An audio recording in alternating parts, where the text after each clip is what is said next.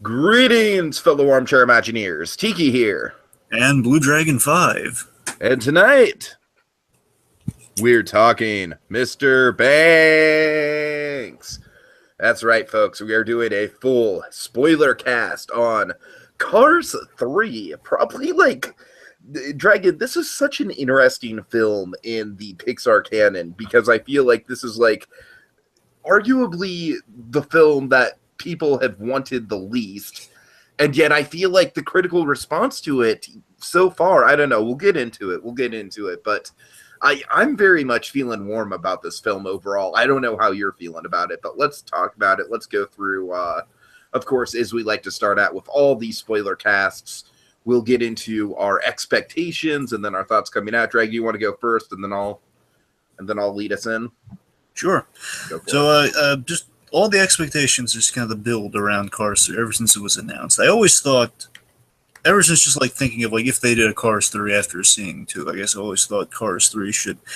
It's not going to sound like an original thought, but just speaking from the heart, I always thought it should go to the heart of 1, which would be the logical conclusion that McQueen becomes Doc Hudson, because that was kind of really the great heart of the first movie, McQueen and Doc Hudson. It should kind of be full circle and just be him kind of becoming the Doc Hudson of the town ever since, we learned, because of course the early part of Paul Newman, Doc Hudson also shared his fate. And the big thing, especially for me and Tig, is kind of just kind of keeping an ear out for the Cars, just not knowing what direction they're going to go, seeing if they're going to go with the smart money or just kind of go with kind of merchandising. And good news, they seem to coalesce with the obvious move. Okay, yeah, let's go with the McQueen becoming Doc Hudson story, where of course we parallel a huge moment from Doc Hudson's life, as we wonderfully reacted to in the trailer. Oh my god, dude, that trailer, I still think, I don't care what anyone says, I still think that might be the best Pixar trailer ever. It's up there. It's captivating. To be specific, teaser trailer, yes, because remember, teaser trailers mainly capture tone. That's what the Pixar films have done with their teasers, with Incredibles and Monsters Inc. kind of capture kind of the overall. And so Cars 3, it's basically yeah, we know we messed up with Cars 2. We know nobody likes Cars 2. But we've got something for you. We're Pixar. We can come back and hit you with the feels. Just watch this. Exactly. So you hit it right on the head, Tig. That the trailer was so tonally gripping with this meta parallel of the Pixar saying, very much the message of the movie. And this is where I think a lot of interesting stuff comes from Cars 3, is that we have one more Cars movie in us, and while everyone thinks that we're down and out, we're gonna put our heart into it, and we're gonna put it out there on screen for you guys to watch, judge. Let the cards fall where they may, let the chips fall where they may, and again, it just seemed to be the smart move of what a third and hopefully final film should be. With all that, with that tone and that great build and just going into it, just seems that that they're going with the smart move. Again, my expectations are all right. I think Cars 3 is going to impress some people. Mm-hmm. And let's see, and of course, I think I did go. One last thing with the expectations going is I did have that question in the back of my mind, just based on that amazing teaser trailer. It's I wonder how dark they're going to go. Of course, not thinking they're going to go super dark, but I wonder how gripping, how kind of down to earth are we going to be? Just based on again, just to refresh people briefly, that trailer, the biggest takeaway from that teaser trailer was that we didn't see lightning. Again, they obscured kind of the classic Cars eyes and mouth, and it was just really. Very, very realistic, and even the trailer, we kind of there are moments in that were really in the initial ones where we kind of obscure lightning, and we see them from behind saying, "I'm not done." Again, there's a really good build going on. They're wow, this Cars film feels like it's going to be a little different than the other ones. So going into it, I was just really intrigued, and I was wondering, are they going to surprise us with Cars 3? What's going on? So those are my expectations going on. Okay, and thoughts coming out? Thoughts coming out, I was satisfied with it. I think it hit the right story notes, but I did feel in watching it. Usually, I'm coming out of the movie at the kind of the highest, most enjoyable every time I come out of it. I did notice in the theater because at this point the Pixar film, I'm just kind of analyzing them as I'm watching, because I'm just okay, these guys know how to impress me. Let's see. Right. But watching it, I did notice in coming out of it, I still feel the same way. While I think it was good and I think it was satisfying, as a conclusion, I thought it was very satisfying, very firm in what they did, and like I think they went the right route. But I did feel, and we'll get into this, I think there was room for improvement. Oh, I definitely think so as well, but let's get into my thoughts on it. Sure. What do you? Dragon, I agree with you. Like, honestly, from the get-go when they announced Cars 3, I wasn't as skeptical as everyone else was. I was kind of like, okay, it's Pixar. They know they messed up. Basically what we reiterated, sort of the comeback story, the meta quality to it. And then I saw the teaser trailer, Dragon. I was blown away, and I even remember at work, it was like people who don't even like the Cars franchise were buzzing about it. And I, of course, have always had a nostalgic connection to the first Cars movie. And Cars 2, it's Cars 2. It's like, what can you do? What can you do? It's got decent moments, but it's got a lot of flaws. And I think this movie was correct to, more or less retcon a lot of Cars 2. Anyways, Dragon, so the teaser trailer alone had me hooked. I was like, God damn it, Pixar, you did it. You did it. Like, I don't even care what the rest of the trailers. And Dragon, I even kind of like ignored the rest of the trailers, to tell you the truth. I was sold on that initial teaser trailer, and I did not watch any of the other trailers, if you can believe it. Like, I've kind of been in that sort of monkey strategy where Monkey doesn't like watching trailers either. I'll watch the first teaser trailer, but other than that, like, honestly, I thought the Spider-Man Homecoming trailer was my limit with that. Anyways, Dragon, the closer it got to the release of Cars 3, the more nervous I got. Because I just felt this air of cynicism around it. I felt this air of, like, even if I like the film, people around me are not going to like the film, and I'm basically going to be ostracized for liking the film. And I thought Disney was doing good things with it. And so I was very nervous about it, and then I did your strategy, Dragon, where I didn't want to know the critical response to it, but I did go to one source and did what you did with Jeremy Johns, which was fast forward to the end of his review, and let's just say he was not kind to it. So that was like the breaking point. Like, I didn't want to know the tomato meter score. I didn't want to know anything. I just wanted to go in fresh, and going in fresh, Dragon, this movie was a lot better than I thought it was going to be. Does it have flaws? Absolutely it does, but I honestly think, for as much nostalgia as I have for the original Cars, I think this movie might, like, it's honestly kind of like, again, like a fun racing analogy, like, it's close, but I honestly think Cars 3 in the long run might edge out the original Cars, because you've got to admit there are problems with the original Cars as well.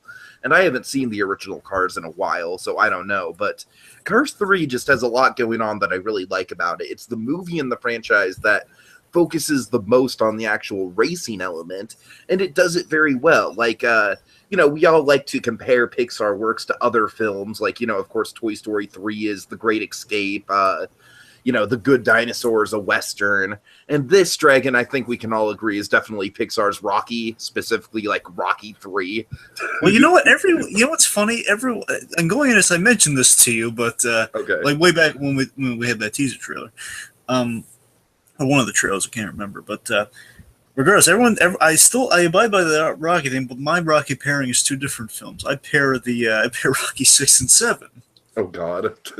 Well, I can see with the new technology. It feels very Rocky Balboa, but with the Creed twist, let's say. With a Creed, Rocky Balboa with a side of Creed. Yes, exactly. But going into it, I was, again, just the whole, I got one more race left in me thing. I was thinking very much Rocky Balboa, which essentially is Rocky saying I got one more fight left in me. Well, either way, I think it's clear that this movie was, like, Pixar can kind of wear their inspirations on their sleeves sometimes, lovingly so. And I think in this way, they very much did so with Rocky. And I think it paid off very well. And I think that's important, because I think NASCAR is like a niche thing. And NASCAR was the thing that kind of like was tried to be sold in the original Cars. Like, the original Cars was very much tailor-made. And with that too, you got to remember, NASCAR is the thing, and not everyone's going to gravitate towards. And that's kind of where you get kind of cars falling under a lot of scrutiny. It's like either you get into it or you don't, because it's like people get into NASCAR, they know that they're driving around a circle really fast. My connection to Cars has always been like less the NASCAR and more the radiator springs. Like, I just love the environment of Radiator Springs and the a lot of people saying it's Doc Hollywood with cars. And that's a flaw with it as well. So with Cars 3, what I'm saying is I think it tells a story that's generic, sure. It tells a story that we've seen before. I mean, let's face it, I definitely think we'll get into it. As entertaining as Nathan Fillion is as Sterling, like you can see the villain twist with that guy coming a mile away. Spoiler alert, this is a spoiler cast. Anyways, we'll get down into the nitty gritty of it, Dragon. But suffice to say, I really, really enjoyed this movie. It's going to take me another rewatch to let me, kind of process in my brain where exactly it ranks in the Pixar chronology. But honestly, like, I definitely think it's above Brave. I definitely think it's above Monsters U. Obviously above Cars 2. As I said, beats out the original Cars by a smidge. Dragon, controversial. I personally enjoy it a lot more than Finding Dory. Oh. I know. I'm not saying that the slight Cars there. I'm just saying I really like Finding Dory. And you know me, I've always just kind of been like, Finding Dory was good. It was good. I also would have said a little bit of the same reaction, just not as much. But for Monsters University, which I also enjoyed, but regardless, Finding Dory, anyway. I knew that was going to be the controversial one, so that's why. I'm saying I was about to head back to with Monsters U, but then he said Finding Dory instantly. Right. So honestly, Dragon, I'm a lot higher on this than a lot of people are, even though generally I've been happy to say that the vibe of this film has been, I think a lot of people agree with me that it is the best of the Cars franchise at the very least, and it kind of redeems the whole franchise in a way. And of course, Dragon, I also have a nostalgic connection to Cars via the Cars Land at California Adventure. I tell you, Dragon, you got to go there. You got to fucking go there. Do I have to go there, huh? Must I? Are you trying to sell me on Cars Land? How good Cars Land is, Tiki? Is that what you're trying to do? You want me to give you the Cars Land pitch and like the elevator pitch? Is. I've seen John Lasseter sell me on it. You think I need to be sold? Let me give you let me just give you the quick elevator pitch, anyways. As I was watching Cars 3, after this was the first time I was watching a Cars movie after I've been to Cars Land, in real life. Dragon, it's crazy. It's like I was just like, yep, like everything is exactly where it should be. Like it's ridiculous. Like I felt like I was watching footage of the theme park. It was so good. Anyways, I'm sorry. Go ahead. So let's get into characters. A little early for that too. Oh yeah, you're right. I'm so sorry, Dragon. Backstory. Right. So, folks, here's what got us on the road to Cars 3. So this movie's been in development since 2013. That's just in the conceptual phase of, hey, let's do a Cars 3. And then it gets into production in 2014. I don't know how much kind of writing is going on in 2013, but the point is it's officially started in 2014. So just to put you in the minds up, bear in mind, some of this is speculatory, but this seems like you can feel it in this movie, so I'm just going to go through it here. So I feel that after Cars 2, I can imagine this, after Cars 2, while believe me, a debate can be had, and believe me, I will fight for Pixar to the last minute any day of the week, and believe me, I'll win. The fact remains, the Cars 2 did. Seriously, the fact does remain that Cars 2, whether you love or hate it, did legitimately hurt Pixar in a personal way. I mean, those guys are really crestfallen with just like, again, bear in mind, like, whether like a case that can be was made the end of their winning streak, Dragon. That was it. That was the end of their lucky charm, Exactly. And Tiki and I have made the case before, like how it's not the end of it. But again, like your diehard Pixar fans will kind of will stick up for. But there's the consensus, like again, movie fights are like not movie fights. As the honest trailers. They'll make just the kind of the broad kind of like just kind of consensus claim of like, hey, Cars 2 broke the winning streak. It's the worst film Pixar's made, which again is not really fair, and it's really harsh. I mean, I do think it is the worst film Pixar's ever made, but anyway, so the point is that sort of thing just being branded like all that hard work just kind of being branded as just kind of worse. It really did hurt the studio in a personal way. You gotta remember that kind of threw out that really kind of crushed morale for a while. Pixar, of course, and with all the harsh negativity and it just kind of. The fact remains, Cars 2 has just kind of become a punchline, and this is And honestly, I just want to bring this Cars 2 is like a little moment, the really rare moment with John Lasseter we had with Cars 2 is like John Lasseter. I've only seen John Lasseter vulnerable in 2 moments, Tiki. Only 2 moments. I don't mean just sad. I mean 2 moments. Like we see a side of John Lasseter we've never seen before. 2 moments. See, one moment was, of course, Black Friday cut of Toy Story. That he was legitimately embarrassed by the Black Friday cut of not Toy Story, of Toy Story.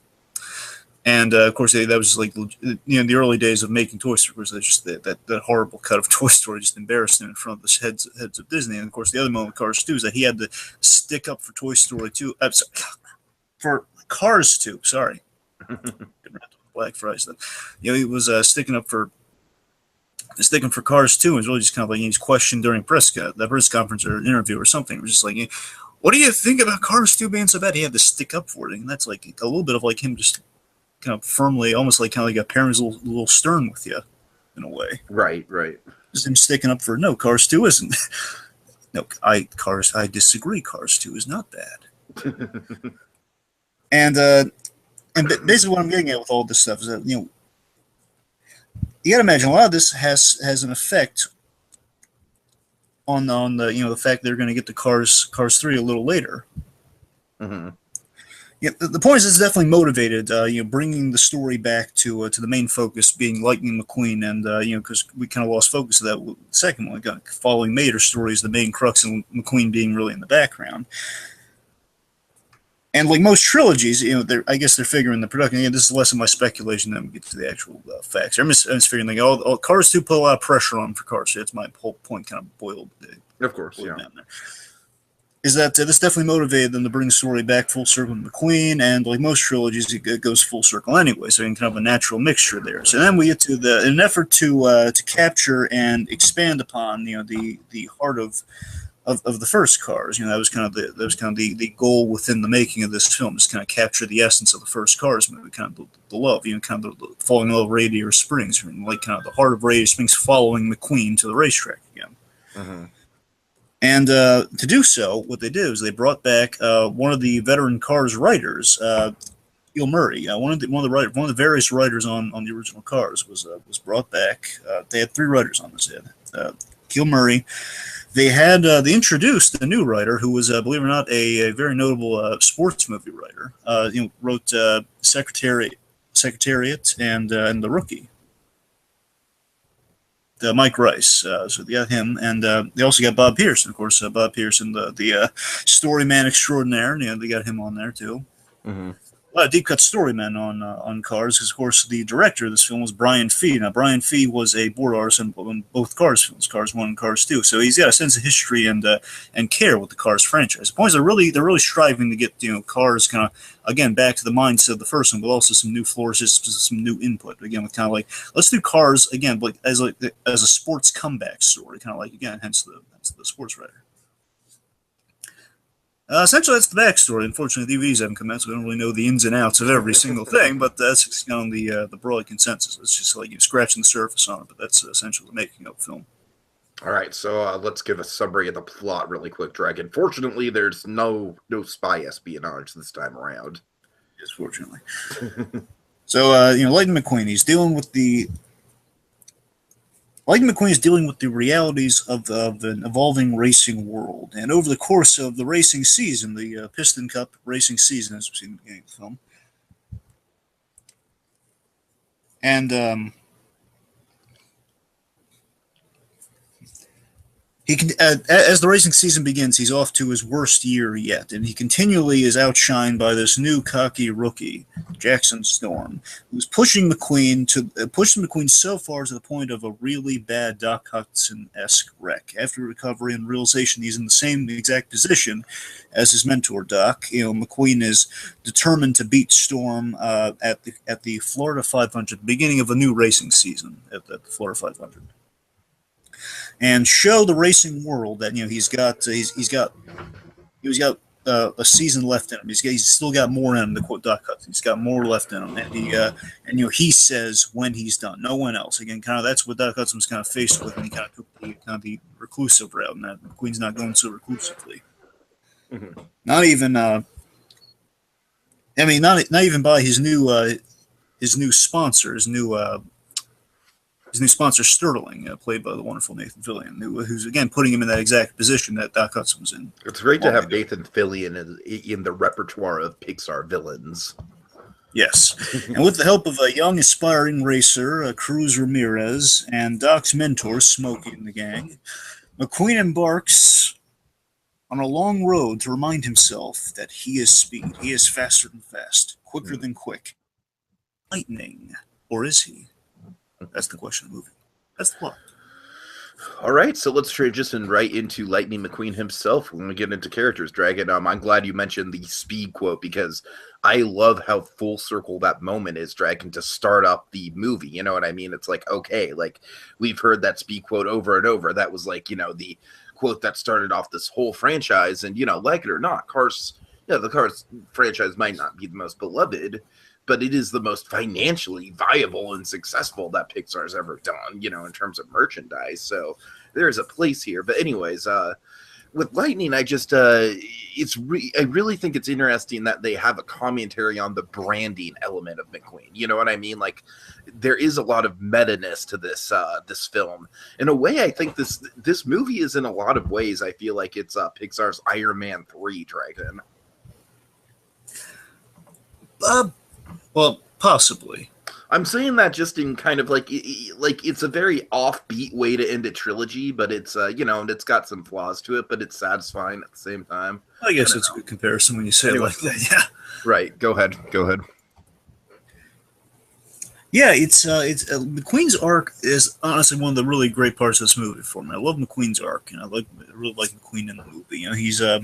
He's coming to grips. We have McQueen in this movie that we've kind of started. He had a whole different arc than obviously in the first movie. He's the cocky rookie. He's just kind of he's grounding himself. He's investing in the small town. He learns to slow down in that movie. He learns the joys of slowing down and basically not making not getting outside of. Basically, not getting high on himself. He learns to care about other people. The Sunday Drive, Dragon. The Sunday Drive. Yes, the Sunday Drive, and of course, becoming far more humble than he ever imagined. So he cares about something other than himself, as Doc Hudson poses to him wonderfully in that first movie. When is the last time you cared about someone aside from yourself? Mm-hmm. Queen now cares for a whole lot, and of course, 2 is just kind of predicated on him caring about Mater. Yeah, sure. So again, he was just more of a background character. It was like it really, he was. I don't know. It really bothers me that he didn't get a lot of screen time in 2. Right. Yes. Go ahead. Anyway, so again, just coming to grips with no longer being able. And this to me is kind of the fascinating part of the argument. He's no longer. He's no longer able to do what he used to. He's coming to grips with no longer being the rookie, no longer being the rookie, and just kind of that realistic thing where we all get caught up in just kind of in the moment, and we just kind of realize we don't really think of longevity. So McQueen's kind of at the top of his game at the beginning of this film. Then he realizes again a wonderful sequence that kind of takes us through this. McQueen realizes he's kind of missed being on top because he's been so focused. And he's now as he's like kind of snapping out of it, he's realizing I'm at the end of the career here. It's like I'm just he's in the position of any racer. Really. The next generation's coming in and kind of stealing his thunder or stealing his lightning more appropriately. Yeah, sure. And I really like how the movie illustrates that. Like one Rocky-esque thing this movie does is montages, Dragon. We get some great montages here. And I really do like that first montage we get of that, of that season, and everything going on. Yeah. Oh, my. Yes. There's just a lot of good, as I said, good kind of building up the character. And, of course, we get into the different cars. And, we really do see this great gradual progression of Lightning's crew, and his rivalries and whatnot being replaced by like, oh, my God, like, what's this new car on the circuit and all these rookies. It really does do a good job of showing the gradual transition in the racing community. Yes, he's just having that realization, that here's one of the best parts just of McQueen's arc. One of the best parts of the movie for me is that I love that I love McQueen having this really emotional realization along his journey, and kind of Smokey later on he kind of calls him on. We'll touch more upon the specifics of this later on, but let's just say there's this realization McQueen has in the middle of this arc. McQueen's so focused on the racing world, not just because of he wants to kind of maintain it, because that's kind of a selfish character goal. He really wants to do this because he feels a connection to his mentor in the Sorry, do you not want me to make the point, or? Oh, no, I'm sorry. I'm sorry, I don't know some of the moments we have there. I just want to make sure I'm not... No, go ahead. Yeah, this is the point that, he has this realization that, Doc was more than just a mentor. He was a father figure to him. Mm-hmm. And it's just kind of this great arc, that kind of that path taken, just kind of tying in that really great kind of emotional character specific thing to kind of what this tangible item, like I want to win a race, where it's not about winning a race, it's about the journey to winning the race, the deep seated reason why he wants to win the race, and it takes him through this great arc of he doesn't want to. This isn't an ending, but it's a very different new beginning. That's kind of the culmination of McQueen's arc. He's close to the Doc, and in doing so, he's closer to Doc than he ever thought possible, closer to his father figure than he ever thought possible, and becoming it's kind of the you're mentioning Iron Man, I'm mentioning Superman, I guess. It's kind of the son becomes the father, and the father becomes the son. Dragon, one more thing about Lightning, and then I think we can move on, unless you have anything else. I very much think this movie, in much the same way that Up deals with old age, I think this movie deals with retirement in the same sort of way. Yes. You're right. I was hitting upon the retirement thing. Absolutely. Mm-hmm. Okay, anything else with McQueen? No, I think it's about it. Okay, let's get into Cruz Ramirez!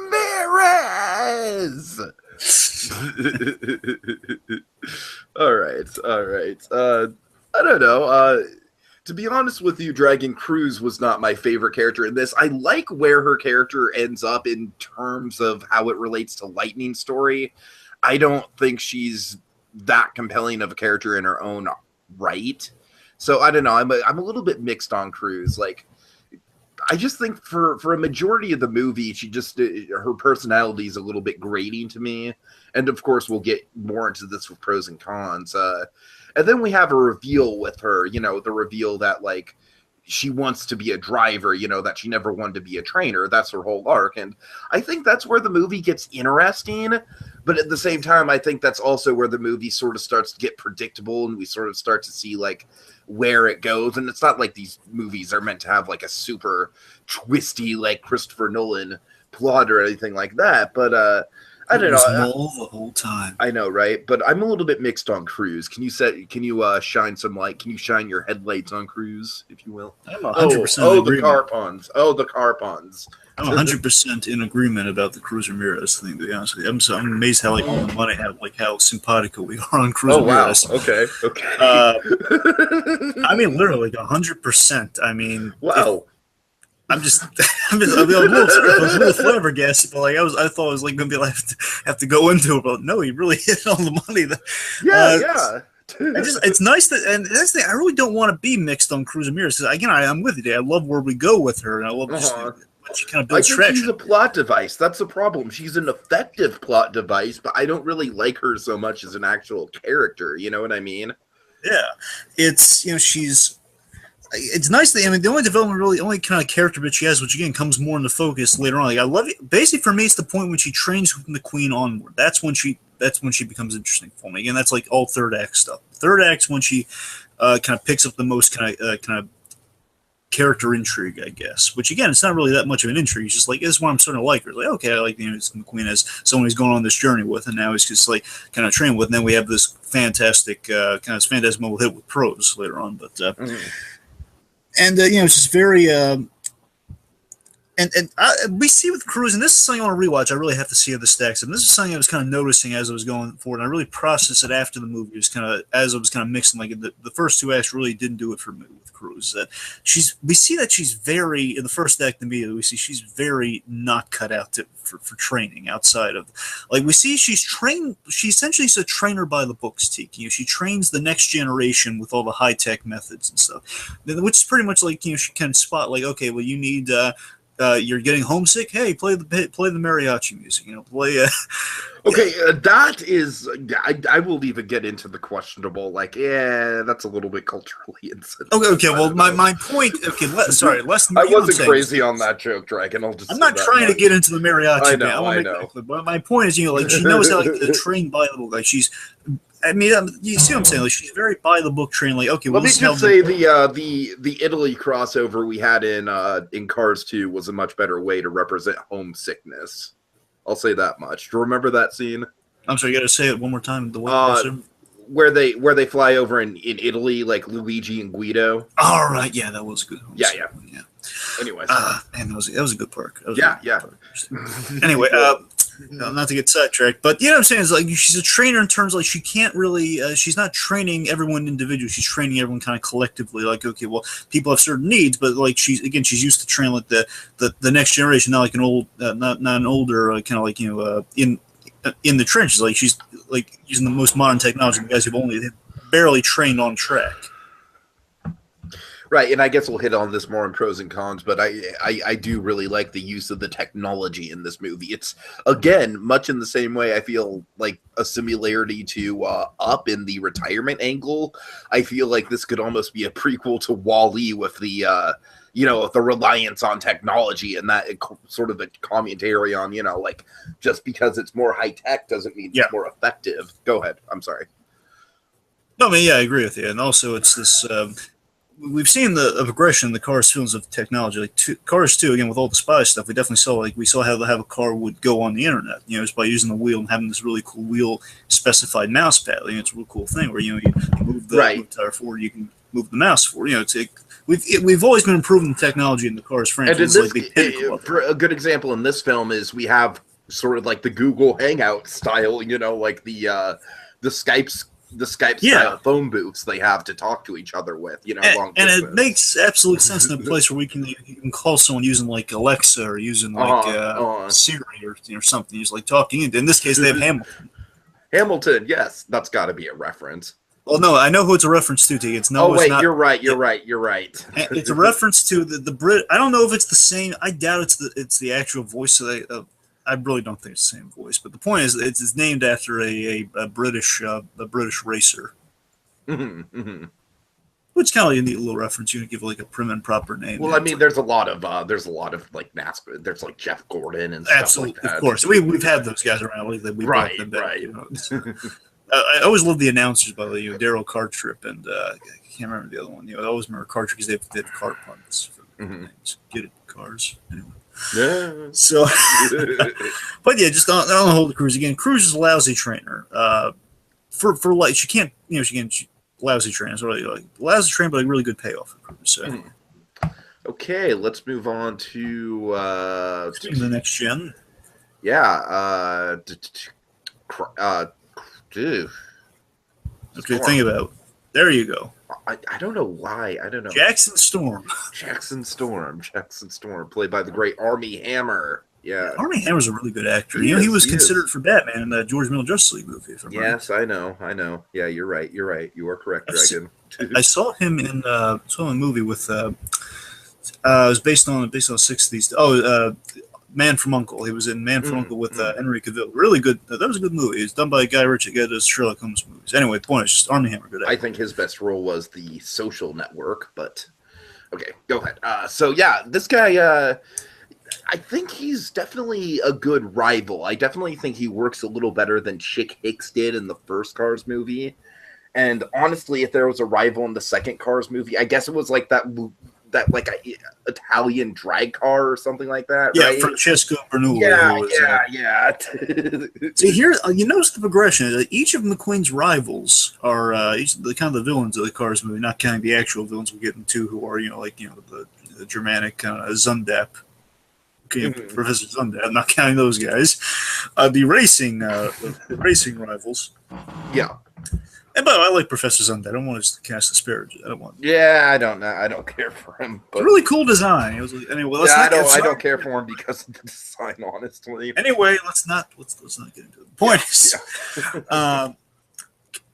you'll notice a progression with the racing rivals that they get more verbose. They kind of with Chick Hicks, we had like a really jerky kind of verbose character. Then we go to Francesco, who's like he's wonderfully played by John Turturro, who's like he's really he's just playing cocky, but he's kind of likable. He's a bit of the charisma's in there, so he's kind of like he's funny. He doesn't mean it with mouth. Yeah, he definitely wasn't as antagonistic as Chick. Yeah, he just trash talks a lot, but he trash talks and deep down he's a nice guy. He brings his mother to the race. Oh God. And then we get. Jackson Storm here. Jackson Storm, he's imagine Chick Hicks, but instead of being like he is a jerk, but he's much more subtle and scary about it. And I think what we have that's cool about our two kind of racing villains. It's hard to say villains because they're not really evil. They're just kind of rivals. They're antagonists. Sure. Okay. That's a way of putting it. Yeah, antagonists. Jackson Storm is the one we're going to get to. We'll call him that here a little bit. Sterling. Sterling and Jackson Storm. I think together they work really well because they're kind of one of the best antagonists you can have for McQueen in this movie because they're very real world and they're very together. And they very much they very much represent the next generation. Yes, and in a way, the idea of the next generation as a whole is like that sort of like it's almost kind of like kind of like how old age is the villain of Up. You know what I mean? Like it's sort of like the metaphysical villain. Go ahead. And that's what I'm hitting upon. And McQueen, they represent McQueen's fears very well. And McQueen's fears are just kind of the unavoidable realities, which are the end of your career, and there's always someone better.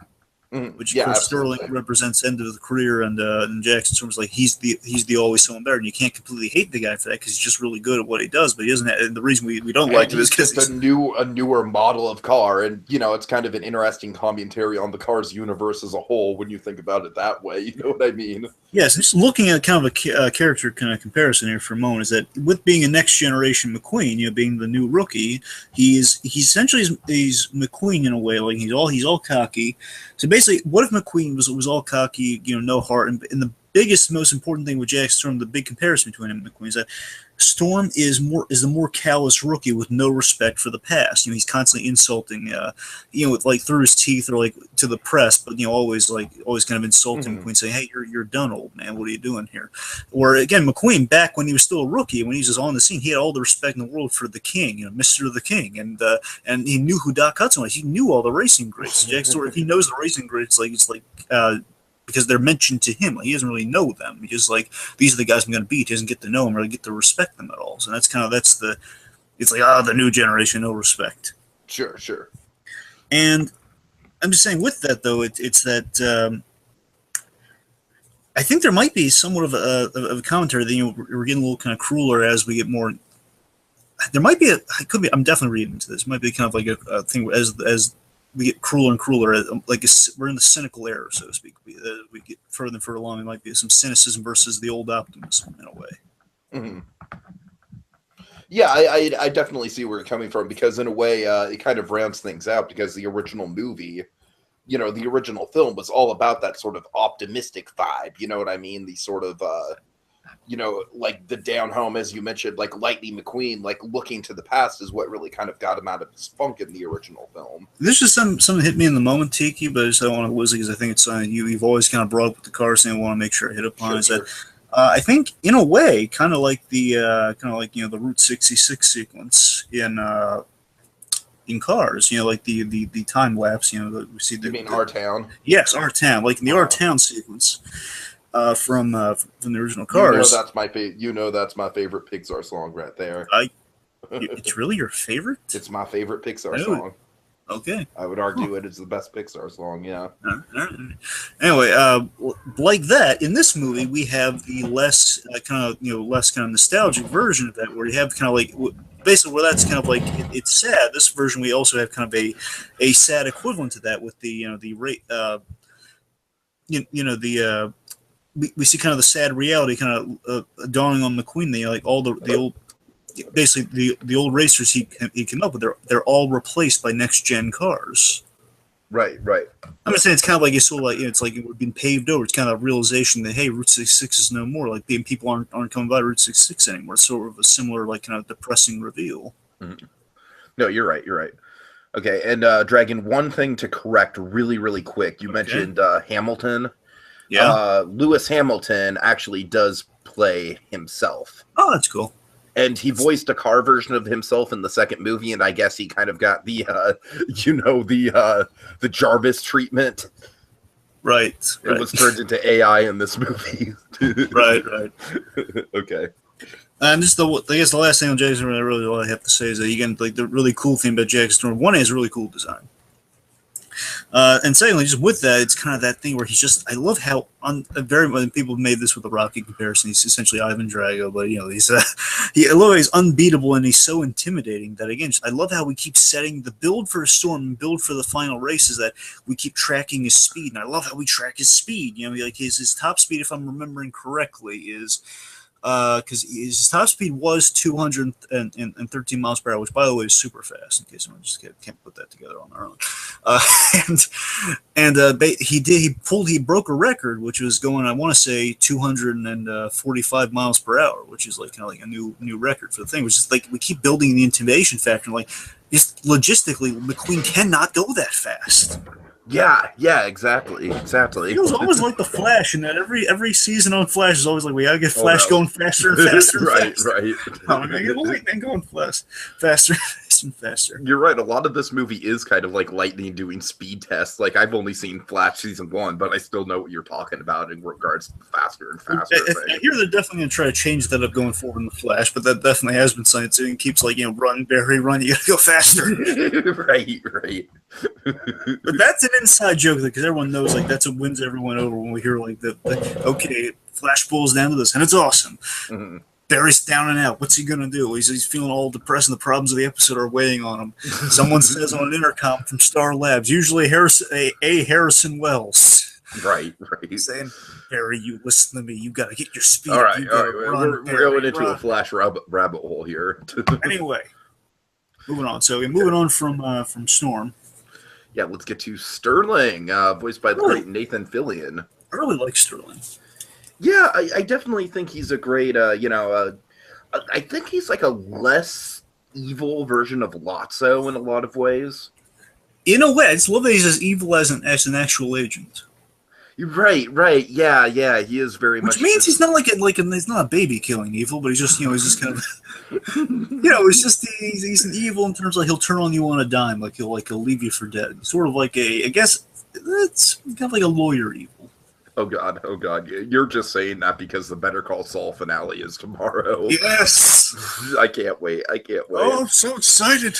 Anyway, but the great again with the villain combination. Again, I just love that it's just embodying McQueen's fears, what you want your villains to really do, and that's kind of something. In a way, I don't want to make it a whole like a Pixar versus them sort of thing, but.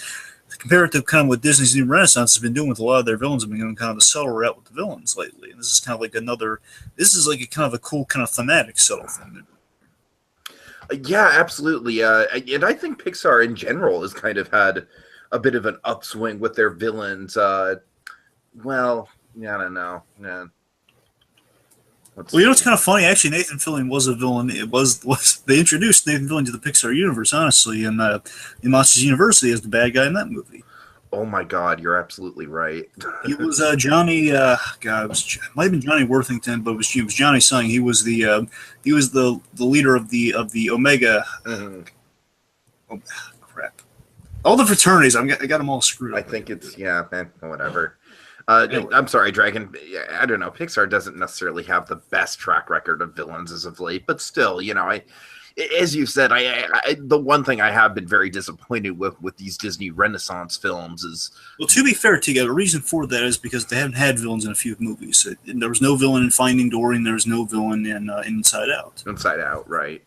And no real villain in The Good Dinosaur either. Well, no, we had Steve Zahn. Steve Zahn was a bad guy.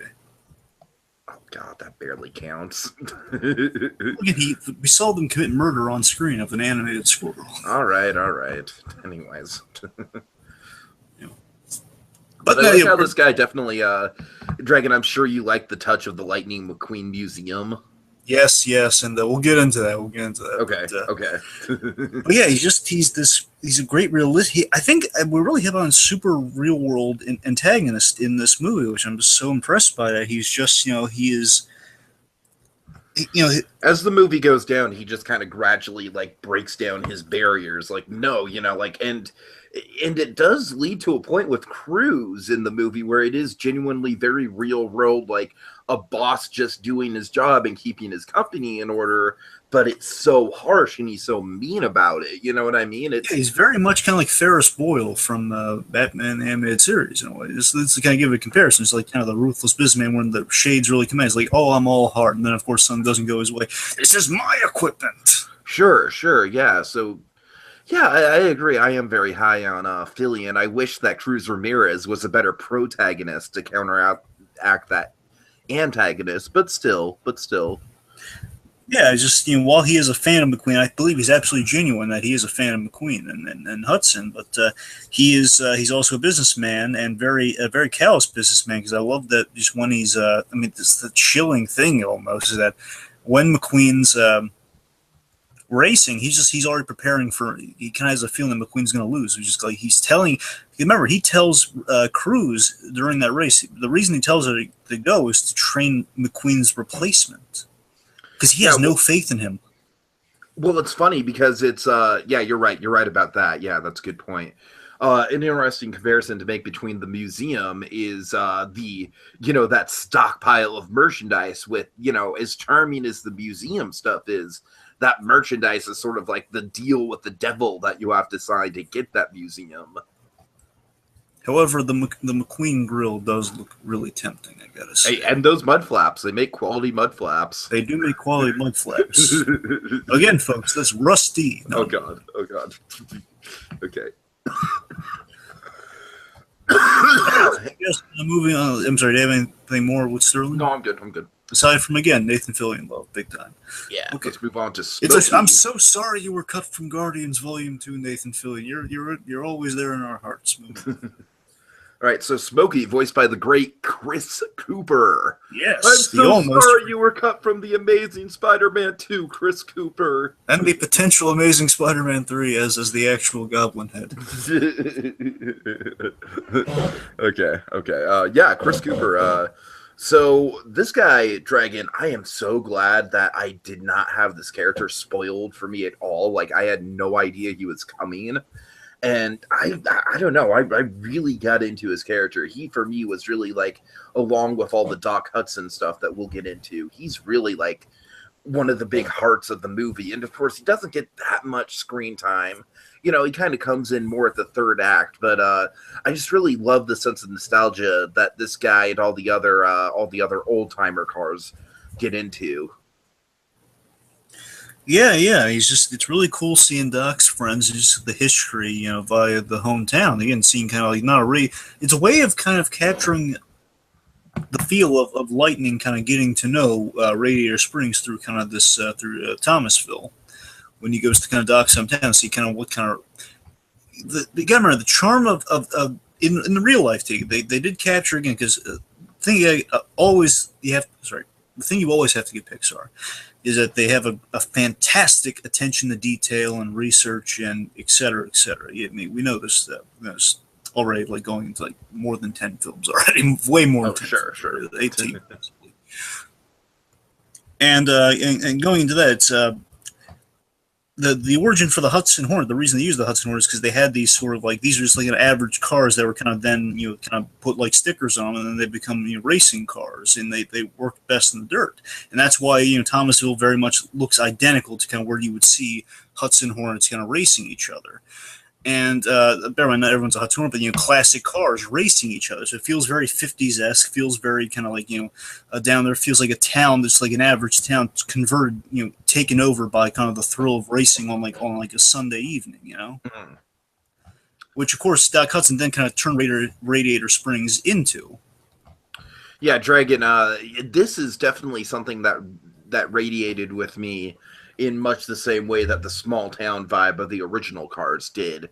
Actually, believe it or not, Dragon, the oldest structure in all of my town of Petaluma is this old set of bleachers. It's a really big set of bleachers. It's an old, it's old, but it's still there. And it's the racetrack is still there too. And they do the hardtop races every Saturday night, just like you said, the nostalgia and the thrill of those those weekends at the racetrack. And I don't know, I just thought just watching it, and I'm kind of jumping ahead of myself with the nostalgia here for one of my favorite moments, but I'm just saying, like, I totally get what you're saying with the with that sort of Sunday evening racetrack vibe. I love how the movie illustrated that. Yeah, just on the whole, because we'll get into a lot with Smokey down the line, but just on the whole, Smokey lends to a lot of really great moments with Lightning, and just him giving kind of like providing him with kind of a connection. He kind of clarifies to Lightning, just how much Doc meant to him. Do you want to quickly go over the other old timer cars? Just really just list them off. One, of course, is voiced by TV's wonderful Margot Martindale. Yes. We have Luis Barnstormer Nash. A lot of them just have their nicknames. Just the main ones I highlight. Barnstormer Nash, Junior Midnight Moon, and a lot of them also are based on old time racers too. Like they actually have the voice actors. Who are actually that's do a lot of the cars. They have the actual racers doing the voices. So Junior is actually based on a racer named Junior something. Sorry. Just the old. I mean, there's a few. It's a little hard to get like a full without going through like the cars, like infinite list of cars. I think Barnstormer Nash was my favorite one, just because she got a little bit of a backstory to her. Yeah, essentially. And Margot Martindale. Yes, well, and she's great and everything. Again, she's in that show I told you about that Cranston did. She's. I'm watching Sneaky Pete. I'm like halfway through episode 2. I'm slowly getting through it. I'm slowly getting through it. Yeah. Oh, that's good. Yeah. And also, she was on Dexter. She's on so many shows that Margot Martindale is really and then very lethal. Anyway, so and also the Millers. I hear good things. John Cochran, the winner of Survivor Caramoan, writes for the Millers. Good for him. Yeah. I'm sorry. That's the only reason. If I remember correctly, just one thing about Barnes Risk while we're on this kind of this Margot Love Fest, this Martindale Palooza. If I'm right, the cool thing with her backstory is like she was one of the first female racers. At the very least, it was like racing in that town. At the very least, was all definitely forced to win there. Hence the Barnstormer nickname. She's gonna get in there. And she's gonna get racing, which of course does kind of build some good payoff with Cruz later on. Okay, so let's go into Sally and Mater. Not too much with these guys. Yeah, that's kind of a shame. Like Sally was a really good character in the original Cars. I like how they still use her as a lawyer. She's still very much like in this movie. She's kind of like the lawyer for McQueen. You know what I mean? Which we completely forgot about in 2 because again, there's no room for her in 2. Not at all. So I like how she at least has a role. Mater, honestly, I really like what they did with Mater. To me, Dragon, I have a fancy nickname for what they did with Mater. You want to hear it? What is it? It's a classy Binks. It's a classy Binks. Classy Binks. It's a classy Binks. It's a shame. I don't want to get into all that. I'm just saying again. Mater has had some really. Mater, I think, just works better in short form because he has the Mater. Shorts with Mater. All the shorts of Mater have always been kind of fun. Just that, I guess, just when we kind of, as in the feature length thing, might kind of killed all the Mater love. That's the thing. Mater was a beloved character. But hear me out. I definitely think that obviously the reason why we don't have a lot of Mater in this film is because, Cars 2, he shouldn't have been the main focus of Cars. Honestly, Dragon, I think it was less he shouldn't have been the main focus of Cars 2, more the spy stuff. Anyways, we could kind of talk about that. Yeah, again, believe me, we could go on Cars 2 all day. Let's not get into too much of that. Of course. But anyways, what I'm trying to say with Mater is I don't know, I think they found just the right balance with him, because they definitely show him supporting McQueen. They have all the, the running jokes with the ridiculous hats that he wears. I love the ridiculous hat joke, though. I love that joke. And, that's what I'm saying. He's at all the races. He's supporting McQueen as the best he can. Dragon, I think one of my favorite moments that didn't quite make the top 3 of my favorite moments is when Lightning calls Mater in the junkyard. Ah, yes. Just because Cars Land, like, oh, it's basically Mater's Junkyard Jamboree. Oh, I'm sorry, but I just really like that genuine moment Mater has. Like, well, I ain't the best at talking, but I like to think I'm there for people when I need them, when they need me, and I can. You know what I mean? Like, I'm not really paraphrasing it that well, but it's like Mater's just being very humble, like he's not the most smart guy and he knows it, but he's very earnest and genuine about wanting to be there for McQueen. Yeah, the crux of that scene is really nice. Is that it's McQueen really just kind of airing out kind of that what if of like, well, what if I just stuck around? Basically saying, what if I did retire? And of course, Mayor saying, being the biggest supporter of Light McQueen saying, well, why would you say that? And again, just being there for him, but still just kind of pointing out that no, you got if you have something left in you, you're gonna keep going with it. Right. So good stuff all around with Mater. I don't know. Like I said, I think it's instead of just having Mater show up like for one scene, like wink at the audience and then drive off. Yeah, they could have just had him like at the beginning where he's just they have the gag where basically the movie opens with them kind of winking the yeah, folks, just to mess with you. We're gonna say, hey, what if Mater was in the movie? Then he's gonna leave. Where he's like he interrupts McQueen's like I'm faster and faster, I'm quicker and quick. Oh, that's right. That is at the very beginning. You're right. That is a meta joke, I think. It's like, oh boy, here we go. And then they kind of put in check with saying, yeah, okay, well, then we have Mater on the side just wearing funny hats. So yeah, you know what I mean though. It's like I very much think this was the classiest job they could have done with Mater. Like, could he use more screen time? Maybe. I think Sally is the one that could have used a little more screen time. But yes, and we'll get into it with pros and cons and stuff. Okay. But just on the whole, is very minimal, but they're both certain motivations for me. All right, so I think the next one's let's get into what I like to call the lightning round. That's it, like that. Yeah. Okay, so these are just all, of course, Dragon. The thing with the Cars movies, and of course we'll get into it with pros and cons as well, is a lot of characters, but not really good screen time distribution. I guess. Okay, so lightning round. Let's start with Lightning's pit crew: Luigi, Guido, and Mac. Well, I love all three of these characters because first of all, we have an excellent cast because we have, of course, the fantastic Tony Shalhoub. Yes, oh my god, I love Tony Shalhoub. Remember, he was my Penguin pick. If they So I still stand by that. Tony Shalhoub he's fantastic. I'm not saying just for Monk. He's good in everything. Tony Shalhoub is a very talented man. Anyway, saw him in Nurse Jackie recently. He's really good. Anyway, but yeah, of course, I always loved just Guido and Guido, by the way, is Guido Caron. He's been with Pixar ever since Toy Story 2, and he's actually he's an animator. Yeah, Guido. Honestly, I really loved Guido in the original Cars. I thought that. His arc with the pit stop thing was just like, his moment at the end of the race was just so satisfying to me. And then Luigi gets a really good bit, as we gushed about briefly with Cars 2. He has a really great bit in Cars 2. Yes, with the Italy thing, yeah. Yeah, we go there. And of course, there's always a lot of love for these two. And the fact that Luigi is basically he's like the most passionate car shoe salesman ever, essentially. Of course, Luigi has a big presence in Cars Land Dragon. He's the star of an attraction, and he's also there at the beginning of the race. He's like, 1 for the money, 2 for the show. He's the guy waving the flag as you take off in Radiator Springs Racers. So absolutely, those two are always like some of the most appealing characters in Radiator. They're kind of like unofficial mascots of. I think. Well, I don't know. It's interesting. Like I feel like Lightning and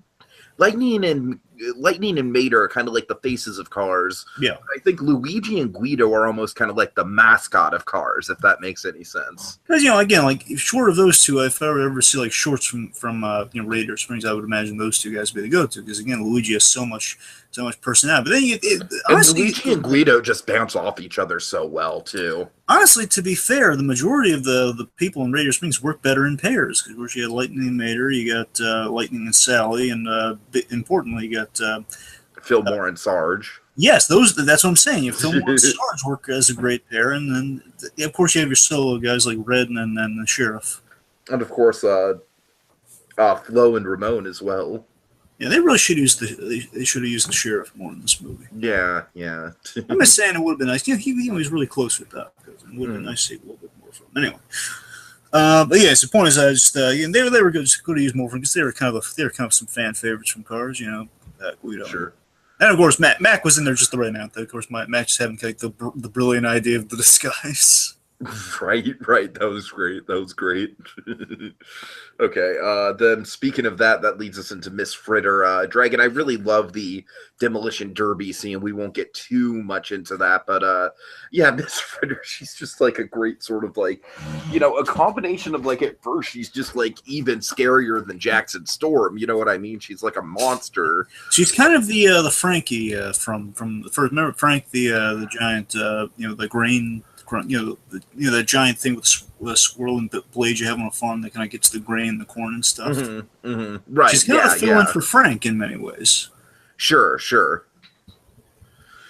I don't know. I don't have much to say about her. I'm with you. I think she has a great design. As for as nice in design, I like the character trait. She loves Lightning McQueen, but in that scene, she doesn't know that's Lightning McQueen. And I think the thing I took away from her most, I just love the idea of is this.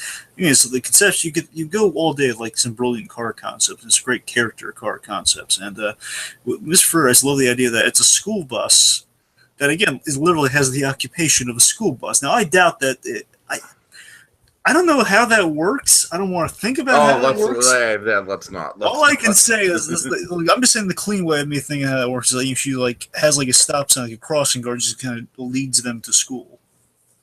Sure. I was saying that's my logic on. I don't want to let's not get too far into. My point is, I love the idea she is like mentioning she actually is a school bus driver. But who does this on like Sundays or like on the weekend just for fun? That cracks me up about Miss Fur. And also, she's from Orange is the New Black, hence the glasses. That's why the windshield looks like glasses. Anyway, let's get to Rusty and Dusty. Yeah, these two are voiced by real life brothers, Ray and Tom Magliozzi. I know I'm butchering that. Magliozzi. Yeah. Anyways, yeah, these guys were a great kind of like full circle thing with the Cars franchise. Yeah, they were. They really were. Because at the beginning of the Cars franchise, like, remember, Lightning kind of has that great existential crisis of working under the Rusty's brand and how awful it would be. And we saw with these guys, even with the Rusty's brand, even if we could identify with McQueen saying, oh my God, these Rusty cars really aren't like the most like keeping clientele. But you see these two guys really do love the heck out of Lightning. Saying, don't drive like my brother or my brother. Like they are really nice guys. Yeah, and but you know what I mean about kind of that. That's what I mean about the full circle thing they have in the movie is. Oh yeah.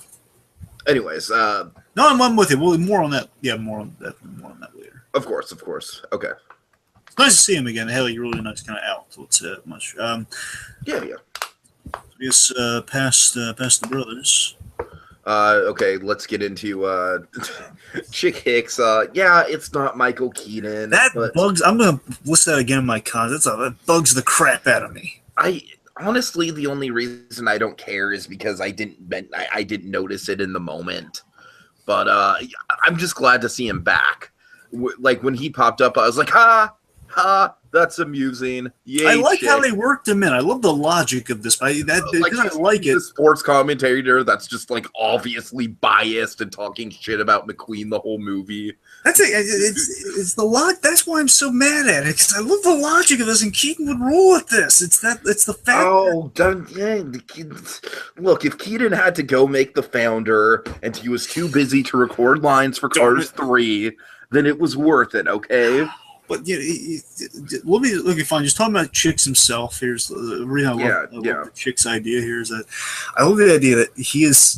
I love that's all told visually too. Is that while Chicks is Chick is a commentator. Of course, he's going to talk about the racing because he won the Piston Cup from the first movie. Of course. And what he does is it's right next to him at all times. He basically still brandishing that piston from years ago, and he's just he's so boastful about it. Because remember when he won that piston, because he did like a despicable thing everyone saw. We're just kind of he wrecked the king to win that piston cup. That was like a really dark Pixar moment that no one talks about. Yeah, and we had that great moment where again we have like justice for a great comeuppance for him. Where, yeah, he wins. Like they blast the confetti. Hey, easy with the confetti, and he gets blasted with the confetti, and it's like, hey, this jerk won. No one cares, but they all care about lightning and the king. Sure, And sure. that was just and he's still kind of riding the coattails of, well, yeah, he did win. And, it's kind of like we go to the sports stars for like for commentators. Yeah, So like, yeah. yeah, logically, I would imagine like, yeah, we're going through everyone else, and he did win a Piston Cup, yeah. But we're going to get to talk about the Piston Cups and the races from the Piston Cup. Well, I guess Chick Hicks. Be so verbose. Yeah, I know, but the studio wants us to. Anyway, Okay, let's get into the king. yeah, so the King and then it's the rest of the racing. And Yeah. the Dynaco, the kind of the Dynaco, and then the kind of Yeah, so the Queen's king, racer. Cal, Tex, Bobby. Yeah, Bob. This to me again, I like the world building here. I like the sense of history. I like the Chick Hicks thing. I like the sense of history we get here. That the idea is the king, and it's still Rich Petty, by the way. The racer Rich Petty voiced the king. It just sounds a little. That's all. The idea is that after his wreck, that was his last race, and again, eerily similar to what McQueen's kind of been going through. Sure, sure. The king, he after his race, after he got patched up and everything, of course, he basically he's and again a good foreshadow for what happens to McQueen again.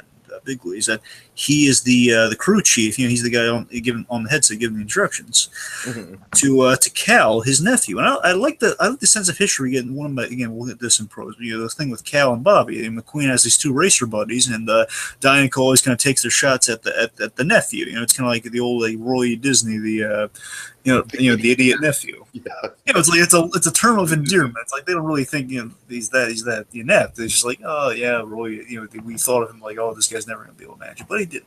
And that's kind of they feel they bust Cal's chops like, hey McQueen, anytime you want the Dynaco thing, and they know McQueen doesn't want the Dynaco thing. Hey, you asked for a heartbeat. Of course, they have a lot of reverence and love for McQueen after what he did for the king.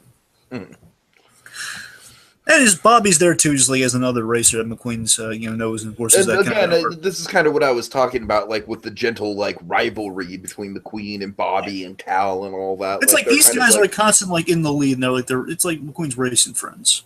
Yeah, and they're kind of making jabs at each other, but it's all it's kind of like friends playing Mario Kart. You know what I mean? Like they could trash talk, but they're not vicious with each other. Yeah, not like like Storm. Storm's really mean about it. But like you said, Storm's mean about it in such a subtle, cutting way. Yeah. Okay. Yeah. All right. Let's see who's next. I believe it's Natalie. Natalie. All right. I don't know. I really like her. She's just kind of I like her. Like she's the sports analyst, like the statistics analyst on Chick's sports talk show. And the only thing I really like about her is that she obviously doesn't want to be there with Chick, and Chick is just getting under her skin. Yeah. The main takeaway for me, honestly, with her is that while you're right, that is funny. It's just kind of it's like we really kind of wasted Kerry Washington. We have a wonderful Jimison Django for pity's sake, and we can't Kerry Washington, and she's just we kind of underutilize her. Basically, she's an oddsman, and then she's much more than Cruz Ramirez. She is very much a plot device. She's basically the one saying on the news, on the sports channel. Basically, she outlines the top speeds and McQueen's his odds, his chances, percentages. Mm-hmm. Not much on development for. I mean, the only development she has, hey, she's impressed by Cruz Ramirez. That was something unexpected. That's all she really gets into her character arc. I'm sorry, it's that, and she doesn't like Chick Hicks, which was again the rest of the population. Again, the coolest thing about Chick Hicks, by the way, is always remember this: Chick Hicks is a car with a mustache. Yes, Godspeed. And all of his crew chiefs have a mustache. Anyway. Okay, this is gonna go by really fast, Dragon. Any memorable moments at all with the Radiator Springs residents? They were kind of talking up the press when they got there. So they saying, "Oh yeah, Lightning, he's got this in the bag." And we had Flo, and importantly, I guess Ramon, of course, had a big plot role. Yeah, Ramon gives Lightning his new paint job. Which, what do you think of that? I really do like the idea of Lightning's paint jobs throughout the movie. Yeah, I like the various paint jobs. Yes. And you know what, Dragon? That's just kind of going back to my Iron Man 3 comparison. Maybe that's I was No, I'm seeing the Iron Man 3 parallel. Yeah. Okay. Anyways, Yeah, especially with the red and gold too. That's also I like how they call back to Red being really emotional when Lightning leaves. That was nice. Fillmore and Sarge bounce off each other pretty well in the few lines they get. Really could have used more of those guys. He's got another fun pairing, but again, the fun pairing is its whole. Yeah. Yeah, I mean, honestly, okay, let's go into pros and cons because I feel like. Well, what about yes, pros and cons? Sorry, yes. Yeah, because I feel like my next thought is kind of a good transitioning point between pros and cons. I just want to start with cons when we get to this part. Okay, while my original idea for this film was to go much more into like the Radiator Springs element with it, like the small town vibe, I think that the biggest pro I can give this movie is the focus on the actual racing element and Lightning as a character and looping it all back around to him. And while it's not necessarily the direction I would have gone with it, like I said, I would have personally liked to see more from the Radiator Springs guys myself. I can see how, even though, so basically the pro is that we get a lot of good character development from Lightning's end. The con is, of course, everyone else is sort of left on the sidelines, but it's a much better plot and a much better payoff than Cars 2. All right. So it's just firing through pros? I'm kind of we can just bounce around. Oh. It's anarchy, Dragon. Yeah, it is anarchy. Well, again, I love that we address, in the story, we're addressing the logical outcomes for McQueen's story. I mean, that's, again, this with the, being a rookie, you can't be a rookie forever. So, again, logically, at some point, there's going to be someone else better who's going to come along, kind of steal his thunder. Well, again, steals Lightning. And, again, I love that we show one of my favorite parts of the movie, I guess, is I love the opening sequence of Lightning losing, starting to lose his edge. Just with that opening act, just Act 1 as a whole, I really liked Act 1. So a lot of people aren't crazy about Act 1. I've noticed in a few kind of reviews, but I did enjoy. Because Act 1 essentially, a large part of Act 1 is honestly, I think Act 1 ends with when Queen wrecks. Mm-hmm. Yeah, I agree. But the point is, Act 1, it's that great sequence. It's I love how subtle it is. McQueen, he's starting to come in second, very humble. But then he's starting to come in second again. Then when Jack Storm comes on, he comes second. Then he comes in less than second. Further and further down the line, then his friends keep getting replaced. It's a great, just kind of he's like on. It's got a really good beat to it. You know what I mean? It's got a really good momentum to how they show it. Yeah. Again, they're not shying away from the fact that, again, failing is a part of life, kids. Right. Let me see. The biggest pro. Yeah, go ahead.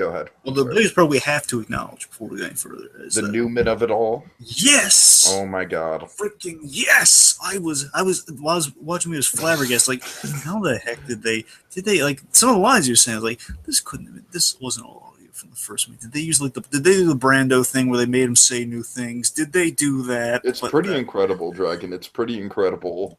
Well, what they actually did, apparently these were takes from the original Cars movie that he recorded and they didn't use. So again, they used the mixture of that with stuff he did record, and it was just they used just all the Paul Newman audio to keep Doc in the story and advance. But it's very appropriate because it's all Lightning's memories of Doc, which is using our literal physical representations of Paul Newman, our memories of Paul Newman through audio. Absolutely. And of course, let's remember, folks, the reason why we harp on just kind of love for Paul Newman here and there is because, again, Paul Newman, in real life, Doc Hudson's character very representative of Paul Newman because he raced. He was an actual, there was a document. For sure. I encourage all of you, if you haven't, but I watched this. It wasn't, I'm sure now. It's on Amazon Prime. Amazon Prime is this wonderful documentary about Paul Newman, about his racing career. Less the acting. They cover the acting, the roles he was taking at the time, but there's a big focus on his racing career. And again, this guy has a huge passion for it. And of course, the ending of that would be, of course, talking about cars. And it's going to get into kind of the full circle quality of his life. You start off a racer and you kind of end a racer. Mm-hmm. And that's always why there's always such kind of an importance there. And even in Cars 2, we had this wonderful moment where they kind of acknowledge, it was really soon after the loss there. Cars 2 is funny because it has these brief little moments where it's yeah, we're going to just give you a little hint of a good story. You know what I mean? Yeah, the Radiator Springs. Just a little taste. Go ahead. Like in Cars 2, when we're in Radiator Springs in the beginning, we do have this sense of kind of how the world has evolved. Again, this is where Cars is at its best when we see the world building. Of course. And the advancement of the world too, and with the events in the world with the radio experience, that it's like, okay, well now Lightning is the Doc Hudson. This is somewhat the Doc Hudson of the town. He is like, they built the Doc Hudson Museum, and he's all some of the Piston Cups are styled after Doc Hudson. Mm-hmm. It was like a nice way of acknowledging the loss. And again, it was still fresh at that time without realizing we could work in a different route. And I mean, I think it is smart that they did it the way they did in Cars 2 and then saved the big meaty stuff for Cars 3 as we had more time. Absolutely. Yeah. All my favorite bits with Hudson are probably just, we'll get into with moments, I guess. But yeah. Okay. So, I'm sorry, T, you were going on about something. Just basically, as I said, kind of like I really like the way they used Mater. Like, right. I think he had the perfect amount of screen time. I think they very much like redeemed his character in a lot of ways. As a con, again, like the Cruz Ramirez stuff, I've heard people call her a Mary Sue, and I don't disagree with that. I really don't. However, Dragon, as a pro, because we're anarchic here and, we're jumping around, as a pro, as I said, I think it made nomadic, Tiki. I do like the backstory we get with Cruz Ramirez, the fact that her family was kind of like, just like very realistic in terms of setting goals for her, and that in a way was crushing to her, in terms of achieving her dreams. And and I love that moment, of course, we get to with Lightning and Cruz, like, you don't think I wanted to be a racer? I wanted to be a racer my whole life, like that is, I think, from that point on, at least, Dragon, is when we really get into Cruz and her character. But up until that point, she was grating for me, so. Yeah, I mean, let's face it, Cruz, here's the thing, going into the movie, I'm mixed on this, but I'll undercut it with a pro, is that the Cruz switch at the end it's a buy. Oh, yeah, let's talk about that. So, yeah, sure, yeah. So the Cruz switch at the end, the fact that Lightning, he makes a big choice, and this is all kind of the stuff that Cruz wanted to be a racer, this setup, this is the payoff to that. Is that Sterling tells Cruz to go home, and this kind of throws McQueen off because he's making a realization as he hears it all kind of transpires that, hey, basically, Cruz has been denied her shot at it, I'm kind of in love with it, but at the same time, I mean, at the end of the day, I'm going to go for it because, again, I wish it was based on more. I wish we liked her more as a character, and wish she was good from the beginning instead of just kind of we start to build her when she's training with McQueen under Smokey onward. Right. The important thing is that with that Smokey thing, we have this fantastic moment where we realize basically we have here's the matchstick moment of Cars 3. Matchstick moment of Cars 3. Okay, lay it on me. As far as I'll have to give it a second. I'm pretty convinced that the matchstick moment of Cars 3 is when Lightning is racing. He's racing Cruz, and like they have one last race before they have to go to Florida 500, and McQueen's kind of hit by, I don't want to say PTSD, but he's kind of hit by some anxiety and basically kind of, again, just the realization that he's not going to be able to do it. And we see that, again, Cruz won, and they're all taken aback by it. And that's the matching moment where you think, okay, we know where it's going. McQueen's going to win, that he's going to be all hyped up for the thing, and him losing that is just kind of like, oh, I like that. Again, I love how this pays off too. It's kind of a matchstick moment. It's sort of like what if at the end of the Rocky training montage, like Rocky just collapsed, like almost at the top of the stairs, but not quite at the top of the stairs. I love the unpredictability, hence the matchstick moment. The unpredictability that comes from that, of like, well, again, they're all just kind of like uneasy now instead of just them being all confident in McQueen's ability. I hear you. I like that a lot. And the logic that pays off, there's a very literally, again, as much as you can train. I do like that we set up so, again, you're not sure it could go either way, kind of like a Rocky thing. It could go either way. That while McQueen is learning tricks, and the most important lesson that Smokey imparts upon McQueen is, you're not going to get, you have to be smart. You're getting old. You have to accept that you're old, but you have to basically outthink the other racer. Which when we see with Doc, you're kind of doing the flip. You're doing all these other tricks and such. Mm-hmm. You basically have to outthink your component. You basically have to compensate for your handicap in this case. And I love that. It gives us like, okay, McQueen might have a shot at it, but again, very statistically, McQueen is just simply he's like a few miles behind Cruz and many miles behind Jackson Storm. Right. The fact that after all the training, she's faster than McQueen is just it's by all means, like Cruise has a legitimate shot at beating, has a better shot at beating Storm than McQueen does technically. Mm-hmm. The fact that they acknowledge it, this is why I'm kind of in love with the Switch, but at the same time, it's like, I really wish we got behind her more. So like, I'd be pumping my fists in the air, yeah, instead of like, oh boy, that's a risk. Like Sterling's feel like, oh my god, what's happening here? We're almost kind of more pumping our fists for Pixar more than Cruise itself. You know, that's the thing, yeah. You know, it's like, oh, Pixar, that's ballsy. Dragon, you know a thing that I absolutely do not think they should have done with the end? I really didn't like the whole thing where Lightning was the co-winner of the race. Yeah, a lot of people really dicey. I'm not big on that at all. I'm not big on that at all. I think that was a cop-out. That was them having their cake and eating it too. I agree with you to a point, Tiki. Here's why I'm coming down on that. I come down on that in that I think I'm okay. Again, I have to see how it holds up on a second watch. I think I'm okay with that because the idea, you know, in like an actual race, again, this is where you reach the kind of the weird kind of logic of the cars. Well, that's where I think that's why people really just instantly one-sided as it. On a team of racers, you know, as long as you put the 95 on, then you could, you know, you could probably possibly go at it because different people would go inside of a car and drive around. Possibly that's kind of how actual NASCAR works. I'm not talking about actual NASCAR. I'm talking about storytelling.